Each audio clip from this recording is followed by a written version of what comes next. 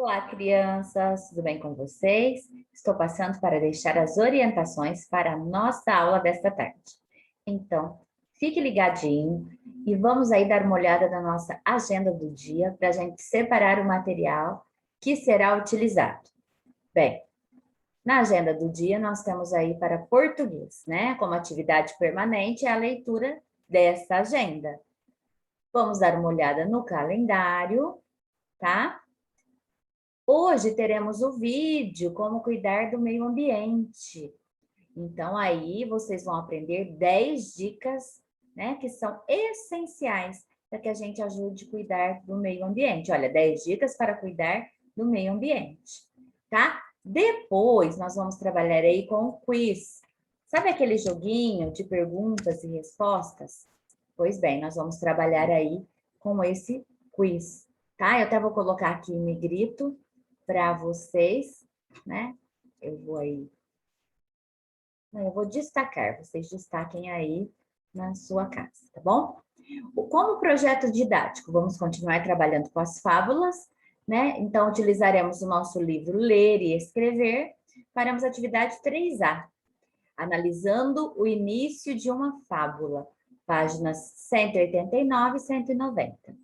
Em matemática, trabalharemos com os números, tá? De que forma trabalharemos com os números? Resolvendo as operações de adição e subtração.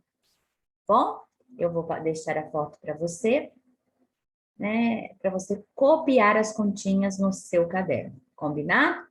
Então, vamos lá. Vamos para o nosso ler e escrever. Então, não se esqueçam. Assistam o vídeo, né? Sobre as 10 dicas de como cuidar do meio ambiente e façam aí, podem utilizar o caderno de português para responder as perguntinhas do quiz.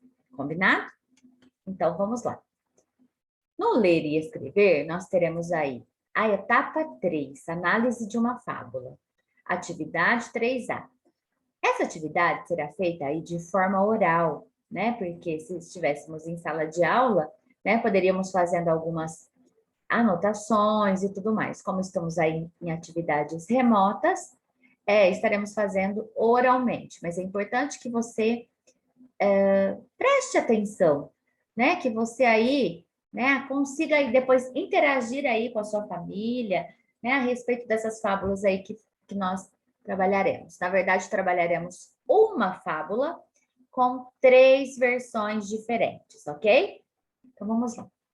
Antes de escolhermos uma fábula para recontar, observe os diferentes estilos adotados para iniciar uma fábula. Para iniciar a fábula, a raposa e as uvas. Então, nós vamos observar, olha aqui, o que está solicitando, né? Os diferentes estilos, ou seja, as diferentes formas de iniciar, né? A fábula é a mesma, porém, elas foram iniciadas de uma forma diferente, né? Então, foram escritas de uma forma diferente, porém, contando a mesma história, né?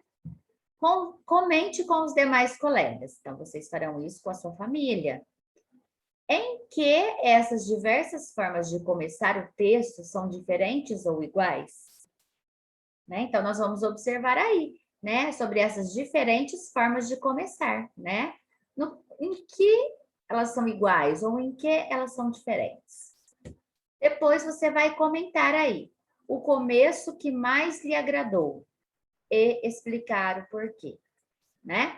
Então, nós vamos ler os 3 e vocês vão observar aí, né? O que tem de igual, o que tem de diferente, qual foi o início que aí você mais gostou, por quê, tá bom? Em seguida, pense individualmente em uma outra forma de começar o texto e registrar no caderno. Aí sim, nessa hora você vai fazer o seu registro. Você não vai copiar do livro. Você vai contar, você vai recontar esta fábula, né? Aí com suas próprias palavras, entendeu? Não quero cópia, eu quero que você reconte a história no seu caderno, utilizando aí as suas palavras, o seu estilo. Claro, é importante lembrar né? Que nós temos aí algumas regrinhas a seguir, né? Primeiramente, nós colocamos o título centralizado na linha, né? Depois nós pulamos uma linha e fazemos o quê? O parágrafo, né? Vamos marcar 2 dedinhos da margem, fazemos o parágrafo e iniciamos a nossa história. É importante que você se lembre, se houver diálogo, né, entre personagens, né, quando o narrador fala e indica que virá um diálogo, nós temos que usar o quê? Os 2 pontos, né? Se alguém está falando, se algum personagem está dialogando, nós temos que ir para outra linha, letra maiúscula, parágrafo e travessão. É um sinal importante, tá bom? Não se esqueça desses detalhes. Então, vamos aí. A raposa e as uvas. O texto 1. Uma raposa passou embaixo de uma parreira carregada de lindas uvas. Ficou com muita vontade de comer aquelas uvas. Deu muitos saltos. Tentou subir na parreira, mas não conseguiu. Depois de muito tentar, foi-se embora, dizendo: Eu nem estou ligando para as uvas. Elas estão verdes mesmo? Então, aí nós vimos o primeiro texto, né? A raposa e as uvas. Então, começa iniciando, né? Que ela passou embaixo. O que é uma parreira? É o pé de uva, né? Então, ela observou, né? E ficou com vontade, né? Daquelas uvas. Só que aí, o que aconteceu? Ela deu muitos saltos, ela pulou várias vezes, tentou aí, mas não conseguiu subir, não conseguiu pegar nenhuma uva. E aí, o que ela fez? Ela foi embora, né? Desfazendo, tipo, eu nem estou ligando para as uvas, elas estão verdes mesmo, né? Ou seja, isso era verdade? Não era, porque na verdade ela estava com muita vontade de comer essas uvas. Porém, como ela não conseguiu, toda sem graça, né? Ela foi embora desfazendo. Elas estavam verdes mesmo? Na realidade, não foi o que aconteceu. Ela teria saboreado essas uvas caso ela tivesse conseguido subir na parreira, né? Então, espero aí que vocês tenham gostado. Agora, vamos ver uma outra forma de contar a mesma fábula. Lembrando que essa primeira, né, foi retirada aí, né, da internet. Nós temos aqui, olha, o endereço eletrônico, tá? Foi tirado de um site de domínio público, qualquer um pode acessar, tá? Tendo o link, né? Foi acessado em 21 de abril de 2018, tá bom? Mas esse texto também está disponível, olha só. Contos tradicionais, fábulas, lendas e mitos, MEC 2000, tá bom? Vamos lá para a segunda forma de contar a mesma fábula. A raposa e as uvas. Observem que em todas temos aí o título centralizado na linha, né? Aqui não tem linha, mas vamos pensar como se tivesse uma linha. O título é sempre centralizado. Aí nós pulamos uma linha, né? A pessoa pulou uma linha e começou aí fazendo o quê? O parágrafo. Muito importante aí que você observe. Na primeira forma de escrever a fábula, né? Aqui nós tivemos mais que um parágrafo, porque olha só, aqui nós tivemos um parágrafo, né? Onde começa uma raposa. Então a gente consegue perceber que aqui foi o narrador, né? Contando o que a raposa fez, né? Onde é que ela passou, o que ela sentiu vontade. E depois termina aqui, olha, depois de muito tentar, foi-se embora dizendo. Por que ele colocou os 2 pontos?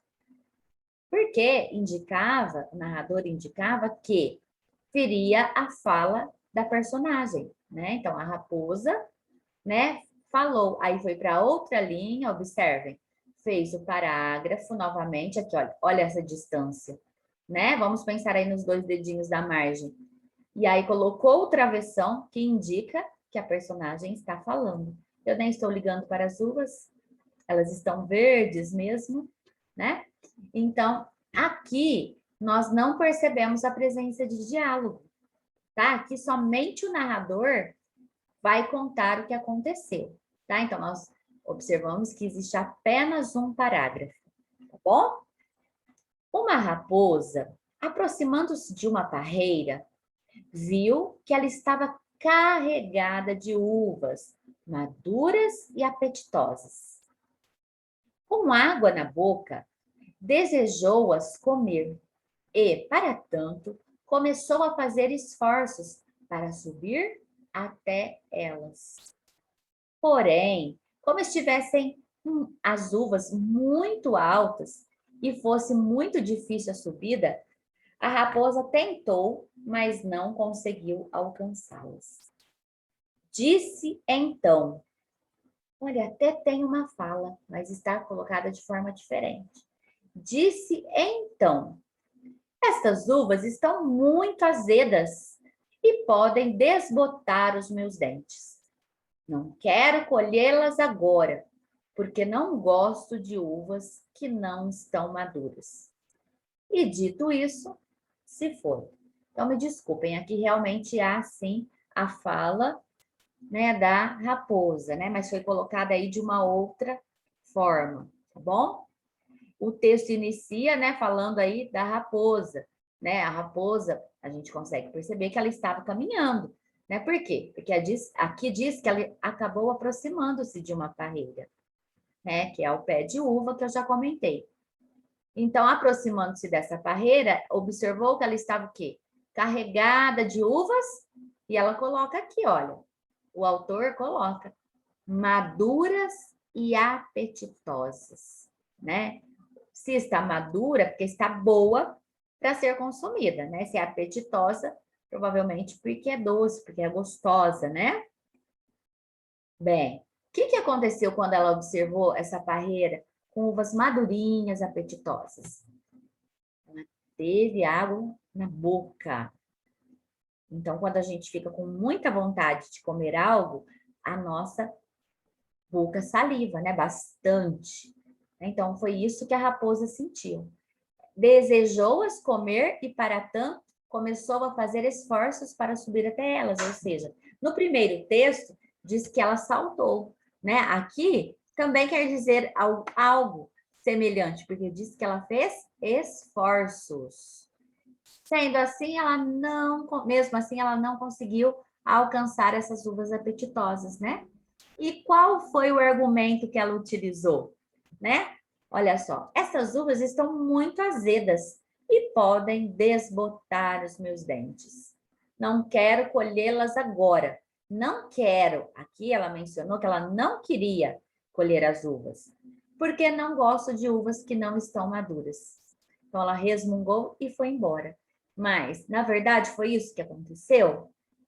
Não foi isso que aconteceu, porque as uvas eram maduras, apetitosas, deixou a raposa com água na boca, porém, né, como ela não conseguiu alcançar as uvas, ela saiu desfazendo, né, desdenhando que as uvas estavam azedas, que iam desbotar os dentes dela, e ela não gosta de uvas que não estão maduras.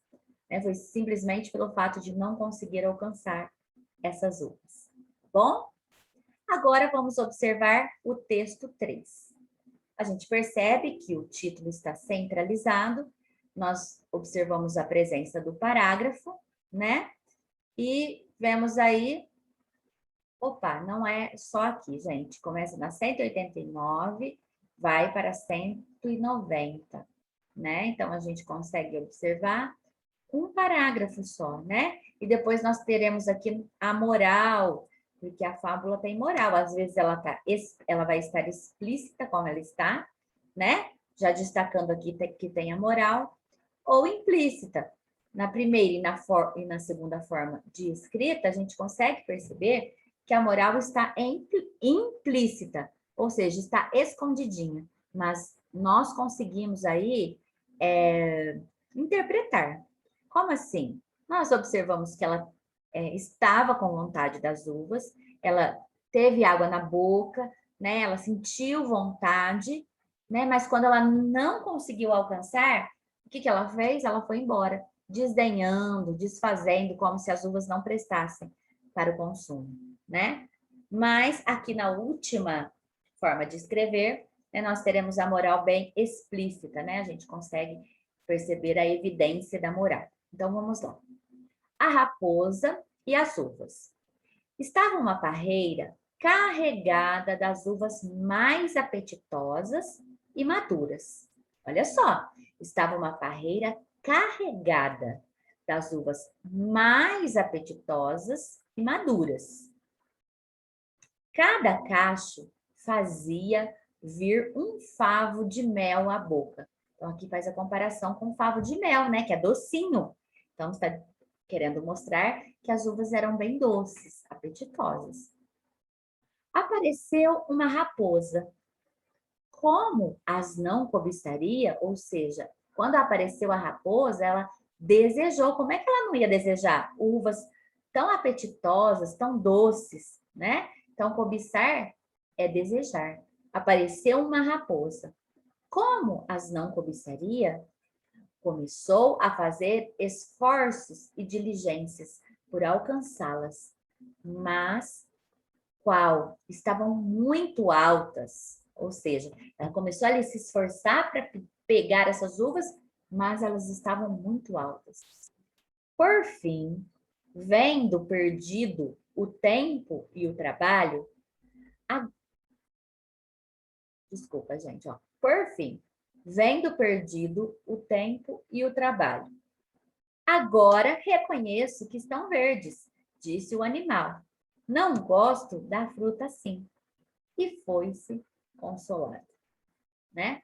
Então, aqui diz assim, que ela viu que o esforço dela estava sendo inútil. Ela não estava conseguindo alcançar, né? As uvas, por mais que ela quisesse. Então, olha só, ela disse, agora reconheço que estão verdes, mas não estavam. Disse o animal, não gosto da fruta assim. E foi-se consolada, ou seja, ela foi embora. A moral vem aqui de forma explícita, né? Evidente. É costume de muitos desfazer daquilo que não podem possuir. É costume de muitos desfazer daquilo que não podem possuir. A cobiça consola-se, deprimindo o que não pode alcançar. Ou seja, como ela não conseguiu aí o seu objetivo, qual era o objetivo da raposa? Né? Depois de tanto esforço, o objetivo era alcançar essas uvas. Né? Ela queria comer essas uvas. Mas, como ela não conseguiu, mesmo mediante tanto esforço, ela saiu, né? Resmungando aí, né?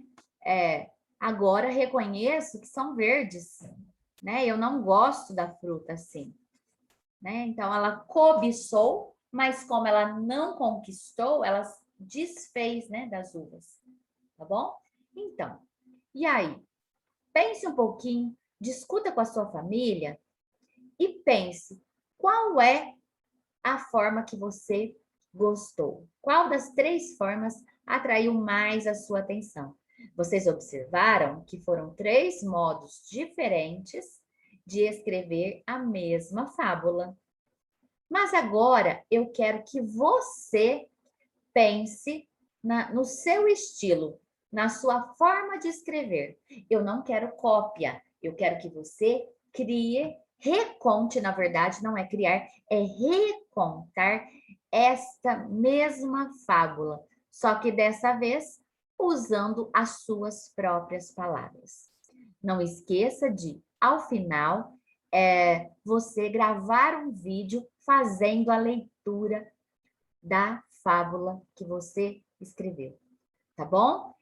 Faça aí, centralize o título no seu caderno, pense aí nos sinais de pontuação, tá? A letra maiúscula no início da frase e escreva e depois peça para um adulto gravar o vídeo de você recontando essa fábula com as suas palavras. Eu ficarei aqui muito ansiosa, aguardando aí o seu trabalho. É muito importante que você participe, tá bom? Isso vai contar aí a sua presença na aula de hoje.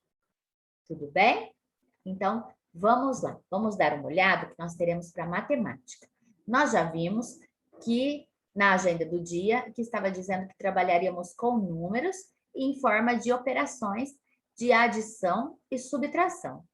Então, vamos verificar aí, né, quais são essas adições e quais são as subtrações, tá? Então, desculpa aí que eu abri errado aqui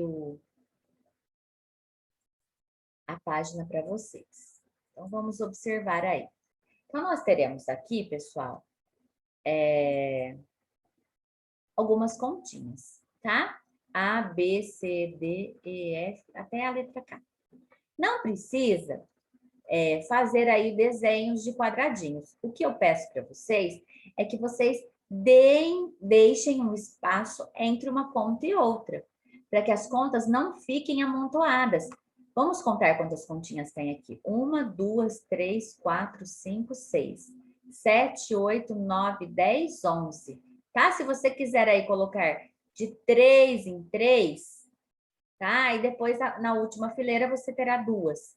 Ou 4, depois 4, depois 3, tá? Não faça aí tudo de forma espremidinha, não. Porque senão o caderno fica muito bagunçado, tá? E nós queremos cadernos organizados, tá bom? Então, o que eu gostaria que vocês prestassem atenção? No sinal das operações, tá bom? Então, as operações aqui, elas estão misturadas. Nós temos, olha só, na letrinha A, nós temos uma subtração. Então, observe bem, é o sinal de menos. Eu quero lembrar que é importante sempre começarmos pela primeira ordem. Qual é o nome mesmo? É a unidade, tá bom? Depois, vamos para a dezena. Depois, a centena, que é a terceira ordem. E a quarta ordem, a unidade de milhar. Tanto na subtração quanto na adição. Nós devemos seguir as ordens, tá? O quadro de valor de lugar, unidade, dezena, centena, unidade de milhar, tá? Então, observem bem os sinais e realizem aí as operações.